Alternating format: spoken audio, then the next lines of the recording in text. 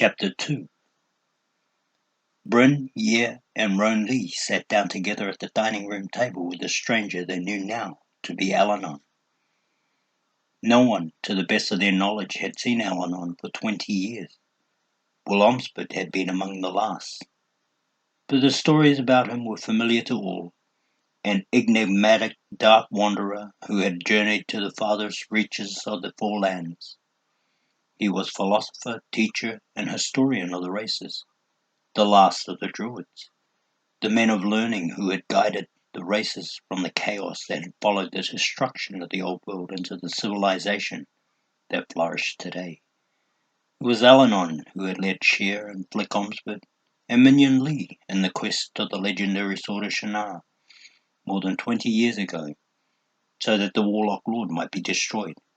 It was Allanon who had come for Wilomspit, while the Valeman studied at Storlock to become a healer, persuading him to act as guide and protector for the elven girl, Amberlia Lessadell, as she went in search of the power needed to restore life to the dying outcries, thereby to imprison once more the demons set loose within the Westland. They knew the stories of Allanon. They knew as well that whenever the Druid appeared, it meant trouble. "I have travelled a long way to find you, Brin, the big man said, his voice low and filled with weariness. It was a journey that I did not think I would have to make." "Why have you sought me out?" Brin asked. "Because I have need of the Wishsong."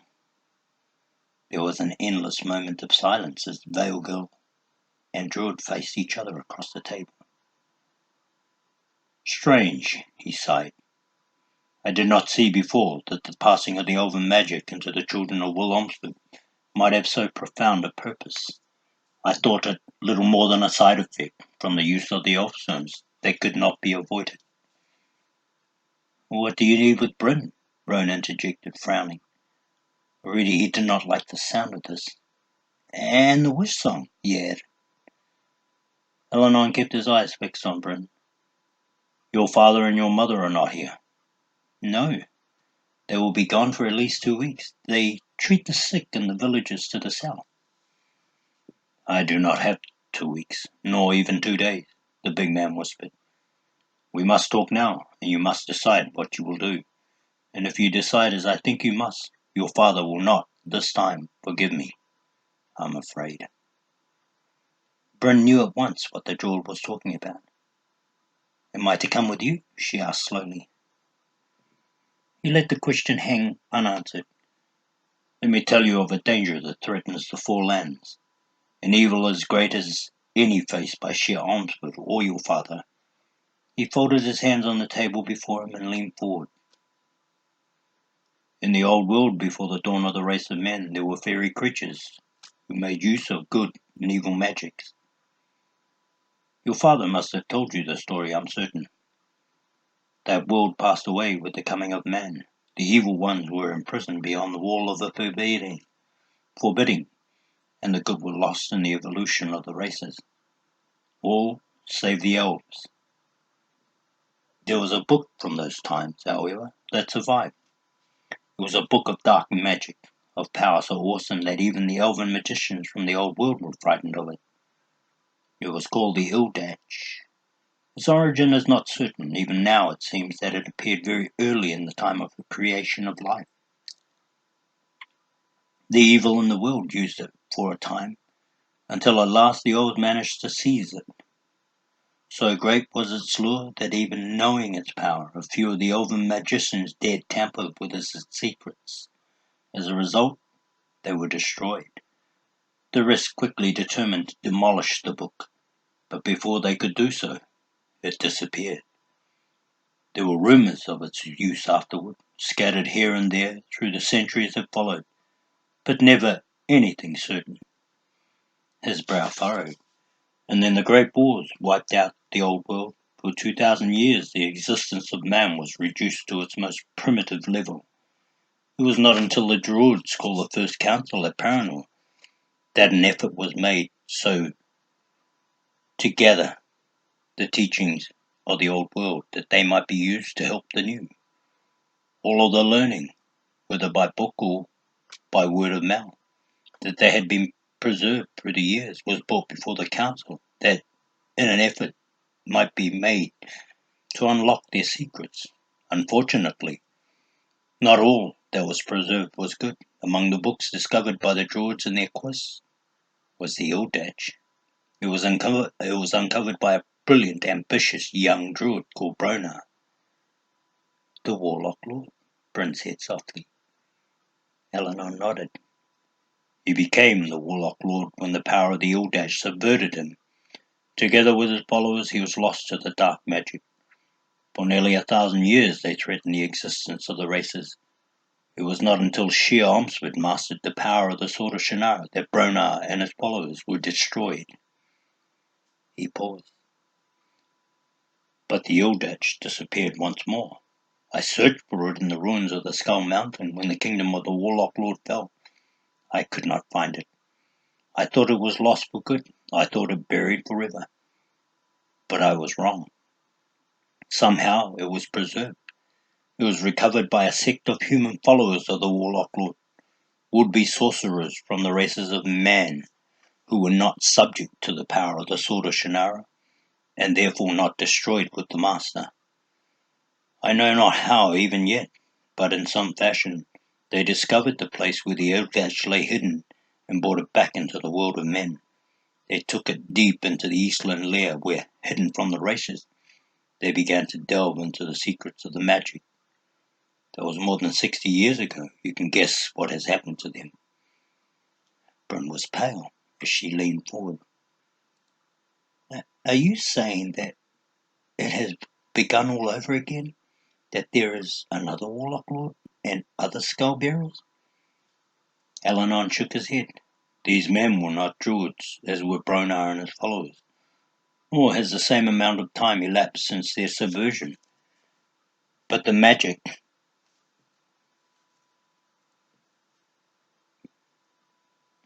subverts all who tamper with it. The difference is in the nature of the change wrought. Each time, the change is different. Brin shook her head. I don't understand. Different, Allanon repeated. Magic, good or evil, adapts to the user and the user to it. Last time, the creatures born of its touch flew. The sentence was left hanging as listeners exchanged quick glances. And this time, Roan asked. The black eyes narrowed. This time the evil walks. More wraiths, Ye breathed sharply. Allanon nodded. A gnome term for black walker. They're another form of the same evil. The Ildach has shaped them as it shaped Bronar and his followers. Victims of the magic, slaves to the power. They are lost to the world of men, given over to the dark. Then the rumors are true after all, Roan Lee murmured. His grey eyes sought Brin's. I didn't tell you this before because I didn't see any purpose in worrying you needlessly, but I was told by travellers passing through Lee that the walkers have come west from the Silver River country. That's why when Ye suggested that we go camping beyond the Vale. More wraiths come this far, Allanon interrupted hurriedly. There was sudden concern in his voice. How long ago, Prince of Lee? Roan shook his head doubtfully. Several days, perhaps, just before I came to the Vale. Then there is less time than I thought. The lines on the Druid's forehead deepened. But what are they doing here? Ye wanted to know. Allanon lifted his dark face. Looking for me, I suspect. Silence echoed through the darkened house. No one spoke. The Druid's eyes held them fixed. Listen well. The Maud Wraith stronghold lies deep within the Eastland, high in the mountains they call the Ravenhorn. It is a massive aged fortress built by trolls in the Second War of Races. It is called Greymark. The fortress sits atop the rim of a wall of peaks surrounding a deep valley. It is within this valley that the Ildach has been concealed. He took a deep breath. 10 days earlier I was at the rim of the valley, determined to go down into it. Seize the book of the dark magic from its hiding place and see it destroyed. The book is the source of the Maud Wraith's power. Destroy the book, and the power is lost. The threat ended. And this threat, let me tell you something of this threat. The Maud Wraiths have not been idle since the fall of their master. 6 months ago, the border wars between the gnomes and the dwarves flared up once more. For years, the two nations have fought for the forests of the Anar. So, as a resumption of their dispute, surprised no one at first, but this time, unknown to most, there is a difference in the nature of the struggle. The gnomes are being guided by the hand of the Maud Wraiths, scattered and beaten at the fall of the Warlock Lord.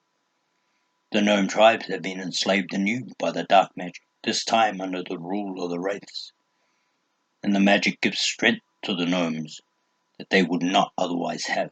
Thus, the dwarves have been driven steadily south since the border wars resumed. The threat is grave. Recently, the Silver River began to turn foul, poisoned by the dark magic. The land it feeds begins to die. When that happens, the dwarves will die also, and the whole of the Eastland will be lost. Elves from the Westland and bordermen from Callahorn have gone to the aid of the dwarves, but the help they bring is not enough to withstand the Maud Wraith's magic. Only the destruction of the old Dutch will stop what is happening. He turned suddenly to Brin. Remember the stories of your father, told him by his father, told to his father by sheer Omspit of the advance of the Warlock Lord into the Southland. As the evil one came, a darkness fell over everything. A shadow cast itself across the land, and all beneath it withered and died. Nothing lived in that shadow. That was not part of the evil. It begins again, Vailgill. This time, in the Anar. He looked away. 10 days ago I stood at the walls of Greymark, intent upon binding and destroying the Eldad. It was then that I discovered what the Maud Wraiths had done. Using the dark magic, the Maud Wraiths had grown within the valley a swamp forest that would protect the book. A Maud, in the fairy language. A barrier of such evil that it would crush and devour anything that attempted to enter and did not belong. Understand? This dark wood lives, it breathes, it thinks. Nothing can pass through it. I tried, but even the considerable power that I wield was not enough. The Maud repulsed me. When the Maud Wraiths discovered my presence, I was pursued, but was able to escape, and now they search for me knowing. He trailed off momentarily. Brin glanced quickly at Roan, who was looking unhappier by the minute. If they're searching for you, they'll eventually come here, won't they? The Highlander took advantage of the pause in the druid's narration. Eventually, yes. But that will happen regardless of whether or not they follow me now. Understand, sooner or later they will seek to eliminate any threat to their power over the races. Surely you see that the Omspit family constitutes such a threat. Because of sheer Omspit and the sword of Shannara? Brin asked. Indirectly, yes. The Maud Wraiths are not creatures of illusion, as was the Warlock Lord, so the sword cannot harm them. The Elfstones, perhaps. Their magic is a force to be reckoned with, and the Wraiths will have heard of Will Omspit's quest for the Bloodfire. He paused. But the real threat to them is the Wishsong. The Wishsong? Brin was dumbfounded. But the Wishsong is just a toy. It hasn't the power of the Elfstone. Why would there be a threat to these monsters? Why would they be afraid of something as harmless as that? Harmless? Allanon's eyes flickered momentarily, then closed as if to hide something. Druid's dark face was expressionless, and suddenly Brin was really afraid. Allanon, why are you here? She asked once more, struggling to keep her hands from shaking. The druid's eyes lifted again. On the table before him, the oil lamp's thin flame sputtered. I want you to come with me into the Eastland to the Maud Wraith's keep. I want you to use the Wishsong to gain passage into the Malmort, to find the Audash and bring it to me, to be destroyed." His listeners stared at him speechlessly. "How?" Ye asked finally. "The Wishsong can subvert even the dark magic," Allanon replied. "It can alter behavior in any living thing, even the Malmort can be made to accept Brin. The Wishsong can gain passage for her as one who belongs." Ye's eyes widened in astonishment. "Wow, the Wishsong can do all that?" But Brin was shaking her head. "The Wishsong is just a toy," she repeated. "Is it? Or is it that simply the way in which you have used it?" The druid shook his head slowly. "No, Brin answered. The Wishsong is elven magic, and it possesses the power of elven magic. You do not see that, but I tell you, it is so." "Oh, I don't care what it is, or isn't. Brin's not going." Roan looked angry. "You cannot ask her to do something this dangerous." Allanon remained impassive. "I do not have a choice, Prince of Lee. No more choice than I had in asking Shir Omsford to go in search of the sword of Shannara, nor will Omsford to go in quest of the Bloodfire. The legacy of elven magic that was passed first to Yul Shannara belongs now to the Omsford. I wish, as you do, that it were different. We might as well wish that night were day. The Wishsong belongs to Brin, and now she must use it." "Brin, listen to me." Roan turned to the Veil Girl. "There is more to the rumours than I have told you. They also speak of what the Maud race have done to men, of eyes and tongues gone, of minds emptied of all life, and of fire that burns to the bone. I discounted all of that until now. I thought it little more than the late-night fireside tales of drunken men. But the druid make me think differently. You can't go with them. You can't." "The rumours of which you speak are true," Allanon acknowledged softly. "There is a danger. You may even die." He paused. "But what are we to do if you do not come? Will you hide and hope the Maud race forget about you? Will you ask the dwarves to protect you? What happens when they are gone? As with the Warlock Lord, the evil will then come into this land. It will spread until there is no one left to resist it." He reached for his sister's arm. "Brin, if we have to go, at least there will be two of us." "There will most certainly not be two of us," she contradicted him instantly. "Whatever happens, you are staying right here." "We're all staying right here," Roan faced the druid. "We're not going anywhere, any of us. You'll have to find another way." Allanon shook his head. "I cannot, Prince of Lee. There is no other way." They were silent then. Brin slumped back in her chair, confused and more than a little frightened. She felt trapped by the sense of necessity that the druid created within her, by the tangle of obligations he had thrust upon her. They spun in her mind. As they spun, the same thought kept coming back over and over. The Wishsong is only a toy. Elven magic, yes, but still a toy, harmless. No weapon against an evil that even Allanon could not overcome. Yet her father had always been afraid of the magic. He had warned against its use, cautioning that it was not a thing to be played with, and she herself had determined to discourage Ye's use of the Wishsong. "Allanon," she said quietly. The lean face turned. "I've used the Wishsong only to change appearance in small ways, to change the turning of leaves or the blooming of flowers. Little things, even that, I have not done for many months. How can the Wishsong be used to change an evil as great as this forest that guards the Eldritch?" There was a moment's hesitation. "I will teach you." She nodded slowly. "My father has always discouraged any use of the magic. He has warned against relying upon it, because once he did so and it changed his life. If he were here, Allanon, he would do as Roan has done and advised me to tell you no. In fact, he will order me to tell you no." The craggy face reflected new weariness. "I know, Vale Girl. My father came back from Westland from the quest of the Bloodfire, and he put away the Elfstones forever," she continued, trying to think her way through her confusion as she spoke. "He told me once that he knew even then that the elven magic had changed him, though he did not see how. He made a promise to himself that he would never use the Elfstones again. I know this as well. And still you ask me to come with you?" "I do." "Without my being able to consult him first? Without being able to wait for his return? Without even an attempt at an explanation to him?" The druid looked suddenly angry. "I will make this easy for you, Brin answered.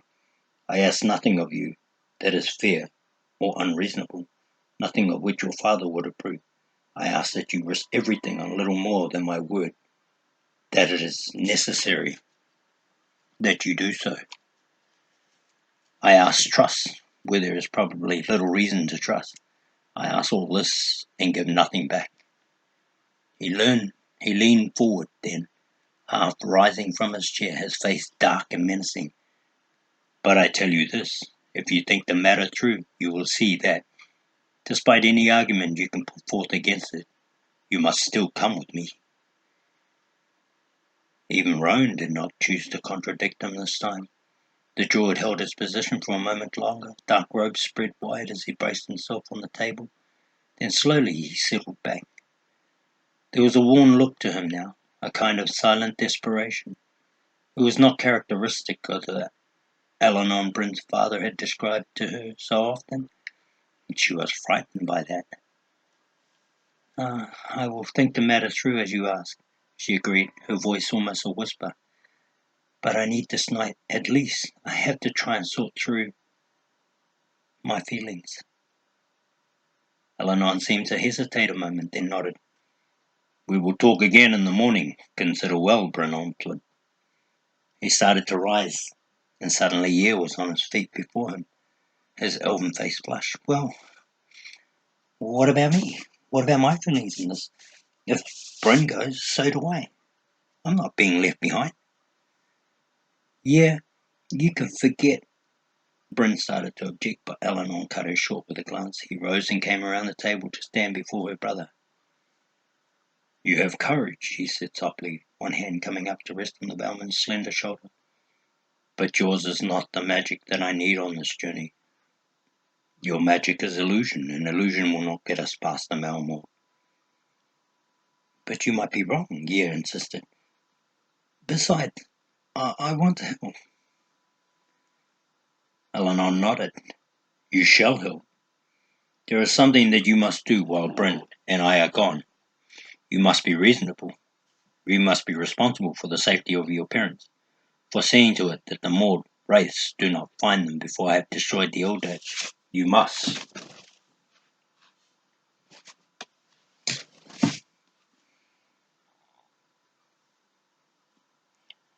use the Wishsong to protect them if the Dark Ones come looking. Will you do that?" Brin did not care much for the druid's assumption that it was already decided that she would be going with him into the Eastland, and she cared even less for the suggestion that Yer ought to use the elven magic as a weapon. "I will do it if I must," Yer was saying, a grudging tone in his voice. "But I would rather come with you." Allanon's hand dropped from his shoulder. "Another time, Yer." "It may be another time for me as well," Brin announced pointedly. "Nothing has been determined yet, Allanon." The dark face turned slowly. "There will be no other time for you, Brin," he said softly. "Your time is here. You must come with me. You will see that by morning." Nodding once, he started past them toward the front entry, dark robe wrapped close. "Where are you going, Allanon?" the veil girl called after him. "I will be close by," he replied, and did not slow. A moment later he was gone. Brin, Yer, and Roan Lee stared after him. Roan was the first to speak. Well now. What? Brin looked at him. Now we go to bed. She rose from the table. Bed? The Highlander was dumbfounded. How can you go to bed after all that? He waved vaguely in the direction of the departed druid. She brushed back her long black hair and smiled wanly. How can I do anything else, Roan? I am tired, confused, and frightened, and I need to rest. She came over to him, kissed him lightly on the forehead. Stay here for tonight, she kissed. She kissed Yer as well and hugged him. Go to bed, both of you. Then she hurried down the hall to her bedroom and closed the door tightly behind her. She slept for a time, a dream-filled, restless sleep in which subconscious fears took shape and came for her like wraiths. Chased and harried, she came awake with a start, the pillow damp with sweat. She rose then, slipped on her robe for warmth, and passed silently through the darkened rooms of her home. The dining room table where she lighted an oil lamp, the flame turned low, seated herself, and stared wordlessly into the shadow. A sense of helplessness curled about Brin. What was she to do? She remembered well the stories told her by her father and even her great-grandfather she answered when she was just a little girl, of what had been like when the Warlock Lord had come down out of the Northland, his army sweeping into Callahorn, the darkness of his coming enfolding the whole of the land. Where the Warlock Lord passed, the light died. Now it was happening again. Border wars between gnomes and dwarves, the Silver River poisoned, and with it the land of fed darkness falling over the Eastland. All was as it had been 75 years ago. This time too there was a way to stop it, to prevent the dark from spreading. Again, it was an ombudsman who was being called upon to take that away. Summoned, it seemed, because there was no other hope. She hunched down into the warmth of her robe. Seemed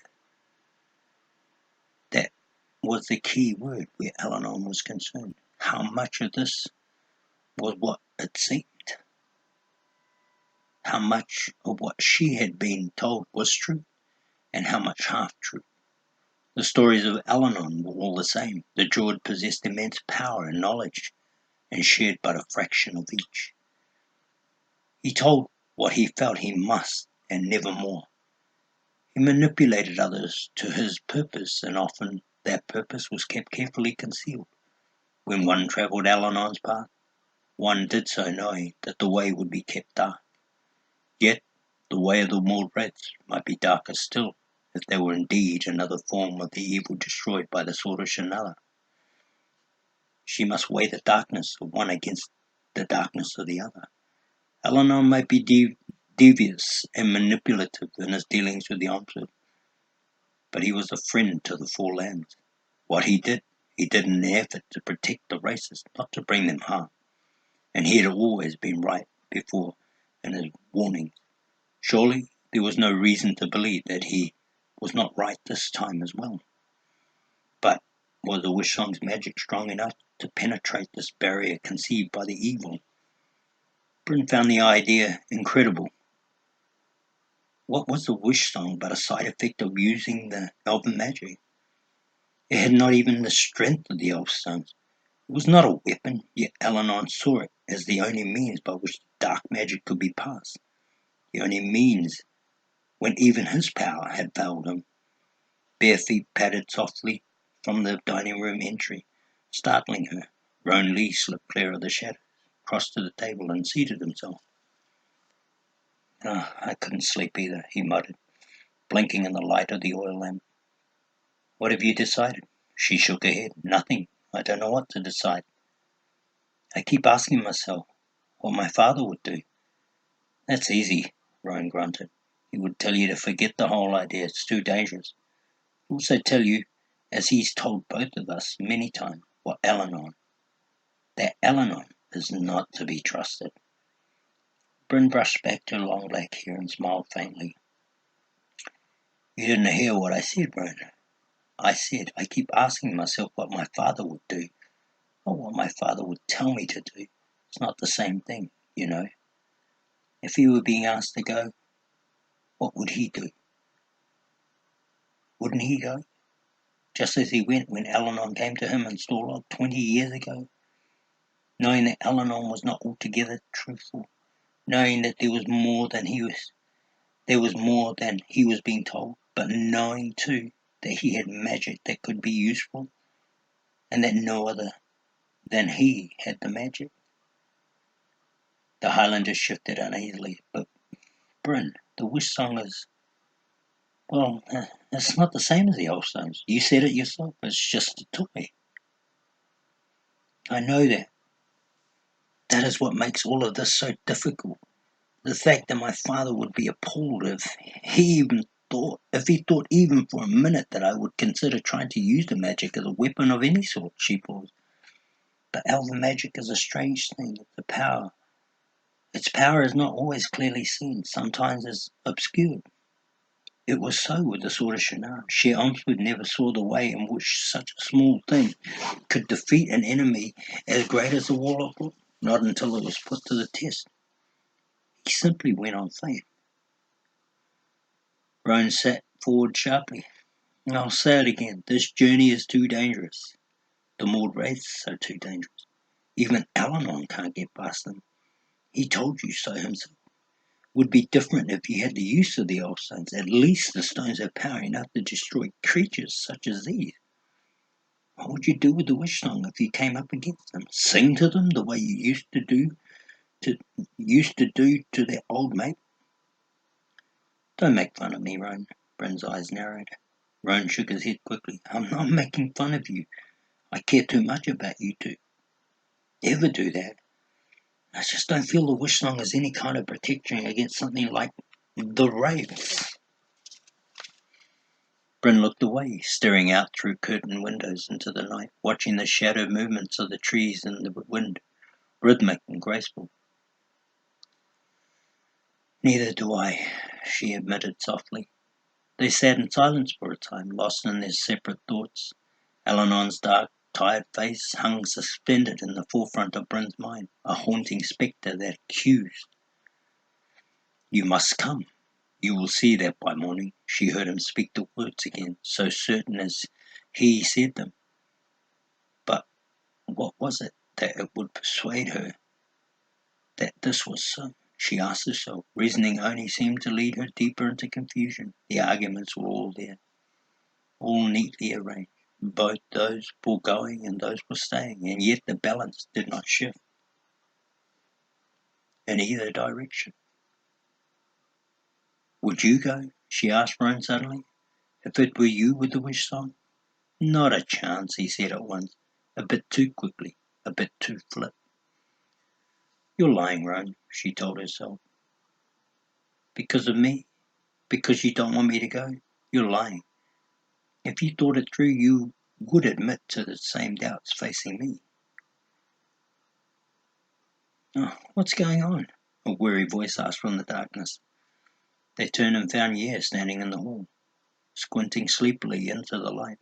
Came over to them and stood looking from face to face. We were just talking, Yer, Brin told him. About going after the book? Yes. Why don't you go back to bed? Are you going after the book, I mean? I don't know. She's not going if she possesses an ounce of common sense, Roan grumbled. It's entirely too dangerous a journey.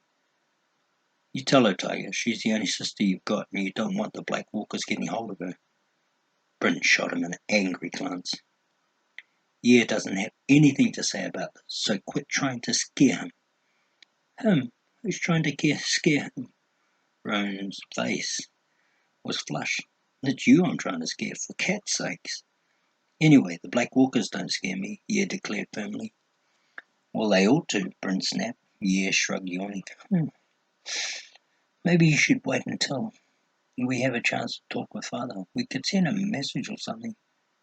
Now that makes good sense, Roan added to his approval. At least wait until Will and Eritrea have a chance to talk this over with you.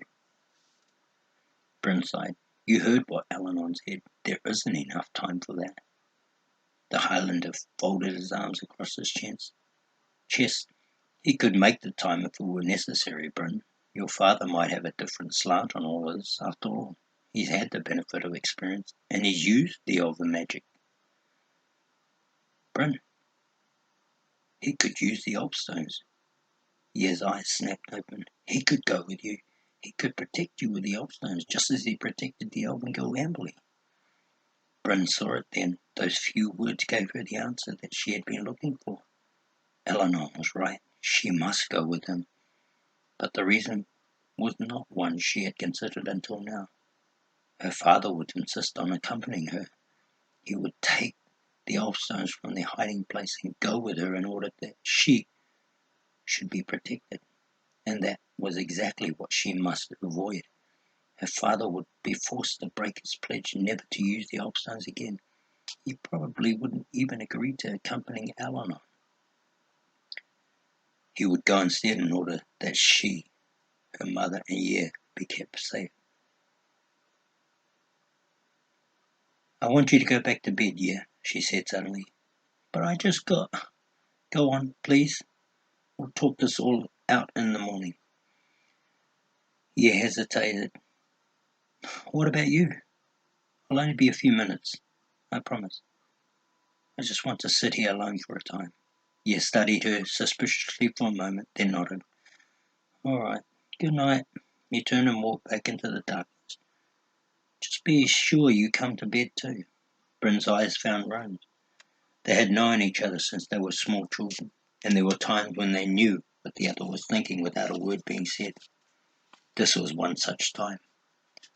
The Highlander stood up slowly, his lean face set. All right, Brin. I see it too, but I'm coming with you. Do you understand? And I'm staying with you until it's finished. She nodded slowly. Without another word, he disappeared down the hallway, leaving her alone. The minutes slipped by. She thought it through again. Sifting carefully the arguments, in the end, her answer was the same. She could not permit her father to break his vow because of her, to risk further use of the elven magic he had forsworn. She could not. Then she rose, blew out the flame of the oil lamp, and walked not in the direction of her bedroom, but to the front entry instead.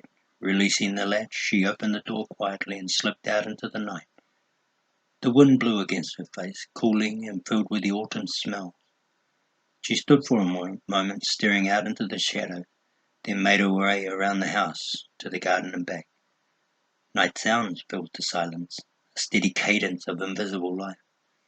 At the edge of the gardens, beneath a stand of giant oak, she stopped and looked about expectantly. A moment later, Allanon appeared. Somehow she had known he would. Black as the shadows about him, he drifted silently from the trees to stand before her. I have decided, she whispered, her voice steady. I'm going with you.